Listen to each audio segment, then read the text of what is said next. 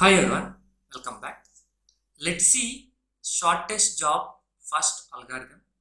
In short, we call it as SJF, or we can also call it as shortest process next.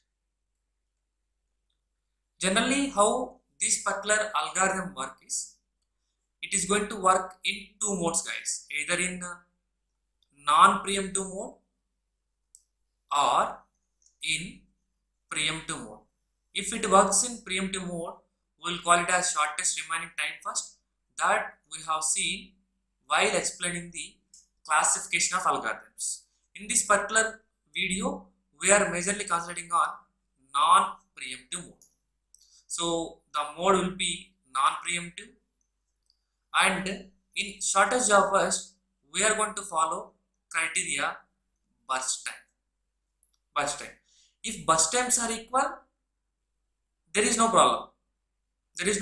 Right? But coming to when the arrival times are equal, then you have to go with the process which is having the shorter process time. Right? So in shortest job first, it is non-preemptive mode, and the criteria is going to be burst time. In general, in shortest job first, what it is going to do? The process which is having least burst time will be scheduled first. This is important one. The process which is having the least burst time will be scheduled first, right?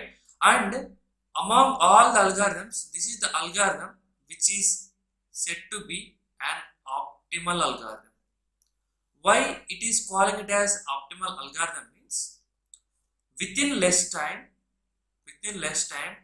we are going to complete more number of processes. Can we complete more number of processes? Yes, it is because if you give a chance to a small job initially, it will complete as early as possible. Next, you will give chance to a small process as early as possible, it will complete. Like that, we can say it is an optimal algorithm, right? So let me explain this SJF with this particular example. Before that, we'll try to solve the same example with respect to FCFS. So then we'll move to the SJF so that you can get some clear idea how these two are differentiating, right? So in order to solve this algorithm using FCFS, we are going to draw the Gantt chart, which will start with 0, and at the 0th line, I am trying to use FCFS now. FCFS. At 0th line, process P1 will be available. Take the 3 units of time, completed by 3. By the time of 3, these 3 are available. So given chance to P2 and will complete it by 5 units of time as it is having 2 units of burst time. And by the time of 5, all the things are available, so I can go execute in the same order. P2, then P3 will get the chance, allocate 5 units of time, 10. Then P4 will get the chance, allocated 4 units of time, 14. Then P5 allocated 2 units of time, that is 16. P6 allocated 1 unit of time, that will be 17. Right? So using FCFS algorithm, the schedule length is going to be 17. Right? We are majorly thinking about in terms of waiting time. Right? So this is the major problem what we are facing in the FCFS, that is convoy effect. When a larger process comes first, the smaller process which are at the back has to wait for a long time. Right? So that difference I want to show with respect to these algorithms. Now, what is completion time of process P1? 3, P2 is 5, P3 is 10, P4 is 14, P5 is 16, P6 is 17. Turnaround time is completion time minus arrival time. 3, 4, 8, 11, 12 and 12. Waiting time is turnaround time minus burst time. 0, 2, 3, 13, 11 minus 4 is 7 and 12 minus 2 is 10. 12 minus 1 will be 11. Then what will be the average waiting time? 0 plus 2 plus 3 plus 7 plus 10 plus 11 by total processor 6. If you calculate it, 5, 7, 12, 22, 33 by 6, which is approximately 5.5 units of waiting time is happening in this particular FCFS algorithm, right? The same particular example how we are going to do with respect to SJF.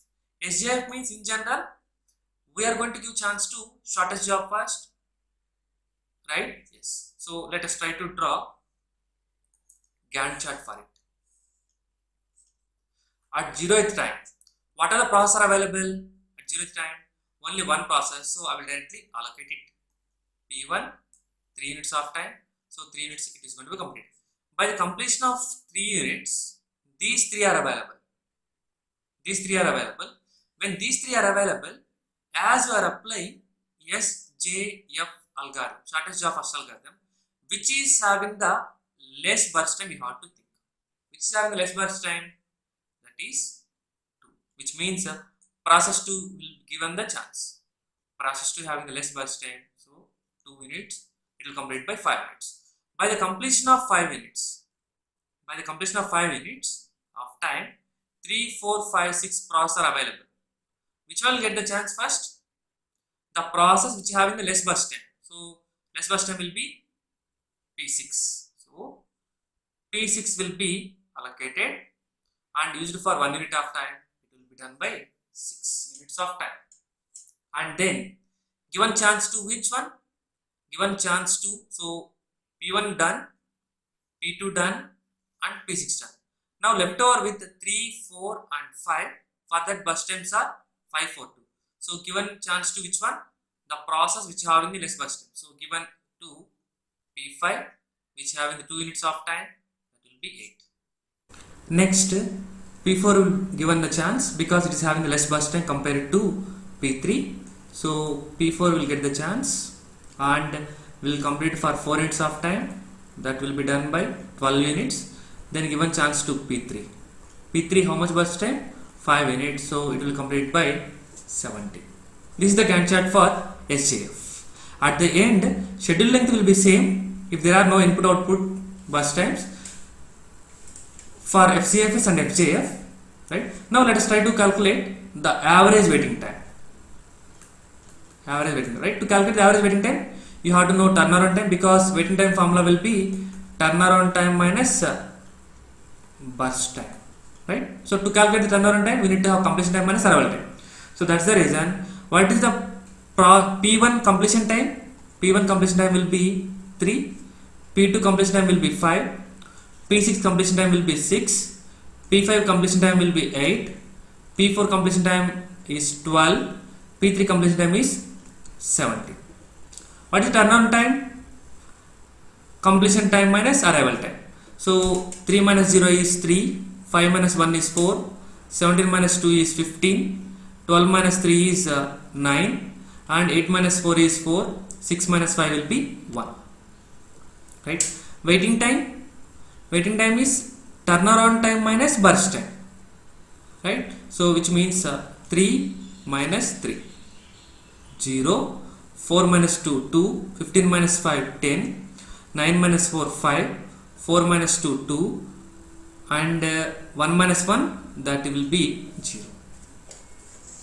Right? This is how you are going to calculate waiting time. Now calculate average waiting time, that is 0 plus 2 plus 10 plus 5 plus 2 plus 0 by total processor 6, that is 12, 12 plus 7, 19, 19 by 6, which is approximately equal to 3.33. So 6 3s are 18, so you will get 2, right? Sorry, 10 you will get. So 33 nanoseconds or 3.33 units approximately, right?